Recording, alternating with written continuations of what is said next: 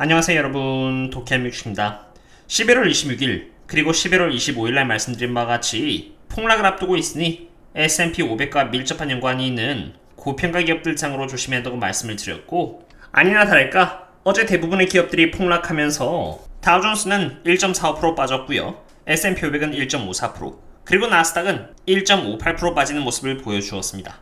일전에 말씀드린 것처럼 여기 빅스를 VVIX로 나눈 차트를 이렇게 볼린저 밴드로 형성을 했을 때 항상 이렇게 볼린저 밴드 밖을 넘어갈 때마다 노란색 차트인 S&P 500이 하락하는 움직임을 이렇게 3월 28일날 보여주었었고, 8월 11일 볼린저 밴드 밖을 또 넘어갔을 때 S&P 500이 이렇게 크게 하락했으며, 2022년 11월 10일 마찬가지로 볼린저 밴드 밖을 넘어갔기 때문에 이번에도 마찬가지로 S&P 500이 하락할 가능성이 크게 높지 않나 제시해드린 바 있습니다.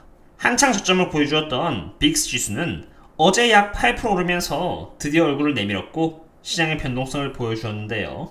바로 내일인 11월 30일 연준의장 제롬 파월은 브로킹 인스티튜션에서 레이버 마켓 그리고 이코노믹 아웃룩에 대해서 스피치를 하는 만큼 변동성은 단순히 쉽게 그칠 만한 이벤트로 보인다고 생각이 되지 않습니다. 저는 개인적으로 분석이라고 하는 것은 확률적으로 최대한 앞으로 벌어질 일들을 가늠하여 보수적으로 포트폴리오를 운영함으로써 주식시장에서 살아남을 때 의미가 있다고 생각합니다. 그런 만큼 무슨 일이 일어난 뒤에 그 원인을 분석하여 소 읽고 외양간 고치는 것보다 소를 읽기 전에 확률적으로 미리 보수적으로 운영을 함으로써 조심할 땐 조심하고 반대로 리스크를 걸어야 할 때는 거는 것에 더 큰 의미를 둔다는 것입니다. 그러한 의미에서 내일 있을 11월 30일 연준 의장이 스피치를 하기에 앞서서 확률적으로 어떠한 메시지를 전할지 한번 알아보고자 하는데요. 첫 번째 거시적인 지표는 바로 시카고 Fed National Financial Condition Index입니다. 이 인덱스는 금융시장, 부채, 그리고 자본시장에 있어서 금융상태를 보여주는 지표라고 하는데, 만약 플러스이면은 금융정책 상태가 긴축적이라는 것을 의미하고, 마이너스이면은 금융정책의 상태가 평소보다 좀 루즈하다는 것을 의미합니다. 근데 여기 지표를 자세히 보시면은 1월 28일을 시작해서 10월 초까지 꾸준히 올라가면서 금융정책이 긴축스럽다는 것을 보여주었다가 최근에 매우 큰 폭으로 수치가 하락했다는 것을 볼 수 있습니다.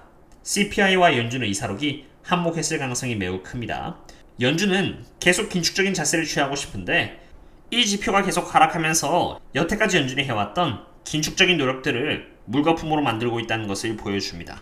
저의 뇌피셜이 아니라 실제로 긴축의 정도를 보여주는 그러한 지표들이 하락함에 따라서 여기 이렇게 30년 평균 내셔널 모기지 레이트 또한 10월 21일 7.16%에서 11월 18일 6.67%로 하락했는데요. 담보대출 금리가 물론 6개월에서 9개월 전에 비해서는 이렇게 많이 높아졌습니다만, 담보대출 금리가 지난 몇 주 동안 이렇게 낮아지면서 대출 비중은 오히려 최근에 상승하는 추세를 다시 보여주게 되었습니다. 연준이 원하는 모습은 아닙니다. 그러한 지표뿐만이 아닙니다. 여기 Consumer Inflation Expectation은 뉴욕 페더럴 리저브에서 3년치의 전망에 따라서 예측이 되는데 8월달 2.76%에서 최근 3.11%로 상승했습니다. 반면 University of Michigan에서의 5년에서 10년 차의 기대 인플레이션의 전망의 경우는 9월달 2.7%에서 최근 3%로 증가하였죠. 이러한 지표들을 봤을 때 인플레이션은 다시 올라가기 시작하고 있음을 보여줍니다. 그래서 주변에서 들 수 있는 예시를 찾아보았습니다. 여기 맨하임 중고차 인덱스를 보시면은 사실 이렇게 계속 하락하는 추세를 보여줘 왔다가 최근 들어서 다시 올라오는 모습을 보여주고 있는 상태입니다. 그럼 연준이 중시하는 일자리는 어떨까요? 일자리가 생기는 숫자 대비해서 사람들이 일자리를 잃는 비율을 보면은 이렇게 1.86으로 거의 2대1 수준입니다. 쉽게 말해서 여러분들이 매번 접하시는 뉴스를 통해서 빅테크나 여러 기업에서 사람들이 일자리를 잃고 있다고 보도가 되고 있으나 사실 그보다 일자리가 생기는 숫자가 2배는 더 많다는 것을 의미합니다. 데이터를 볼 때 한쪽 측면에서만 데이터를 보면은 오판을 하기 마련이죠. 과거 코로나가 있기 전 이 비율은 1.25밖에 되지 않았었는데 지금은 1.86으로 여전히 압도적으로 일자리가 생기는 비율이 사람들이 일자리를 잃는 비율보다 더 높다는 것을 의미합니다. 참고로 저는 멤버십분들 상으로 이렇게 텔레그램을 운영하고 있습니다. 영상은 하루에 한 번밖에 올리지 못합니다만 저를 지지해주시는 멤버십분들 상으로는 거시경제에 대한 지표, 새로운 먹거리의 저평가 기업들, 그리고 제 매매 내역 등의 공개를 통해서 직접적으로 서포트를 해드리고 있습니다. 물론 멤버십 분들의 질문 또한 받고 답해드리면서 쌍방향 소통을 이어나가고 있는데요. 혹시 이러한 저희들과 함께 장기 투자를 안전하게 이어나가고 싶으시다면 언제든지 이 링크를 통해서 조인하신 뒤 커뮤니티에 남겨져 있는 멤버십 전용 글을 통해서 접속해 주시면 되겠습니다. 그럼 이제 돌아와서 또 다른 지표를 보겠습니다. 스큐 지표에 대해서 들어보셨는지 모르겠습니다만 이 스큐 지표는 투자자들이 해칭을 하는 것을 보여주는 지표라고 할 수 있는데, 앞으로의 변동성을 앞두고 투자자들이 해칭을 갑작스럽게 많이 걸기 시작했다는 것을 여기 이 부분을 통해서 볼 수 있습니다. 영상 초반에서도 보여드렸습니다만 이 지표는 지금 볼린저 밴드 밖을 지나가고 있고 빅스 자체도 지금 저점을 갱신하여 여기 맥대 방향이 바뀌려고 하고 있습니다. 연준의장이 어떠한 이야기를 해줄지는 미지수이지만 지금까지 보여드렸던 수많은 거시경제 관련 지표들과 빅스 지수들을 기반으로 봤을 때 트레이더들이 높은 변동성을 예상하고 방어용 숏을 칠만도 하다고 납득이 됩니다.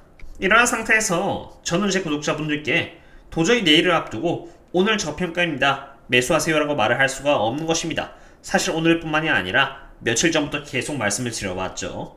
설사 돈을 하루 이틀 늦게 번다고 하더라도 리스크는 조절해야 한다고 생각이 됩니다.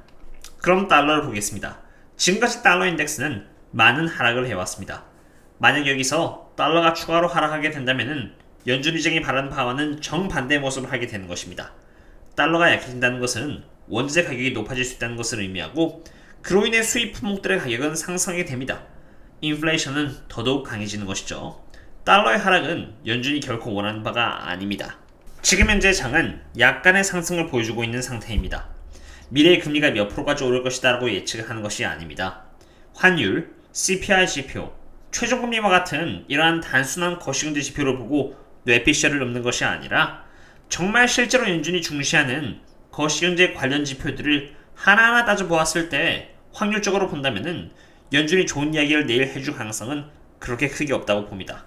거기다 덧붙여서 Fear and Greed 인덱스는 이렇게 59로 여전히 탐욕을 보여주고 있는 상태이고, 제가 정말 중시하는 밸류에이션 측면에서 바라봐도 S&P 500의 4P 멀티플은 17.2로 여전히 시장은 저평가를 받고 있는 상태는 아닙니다.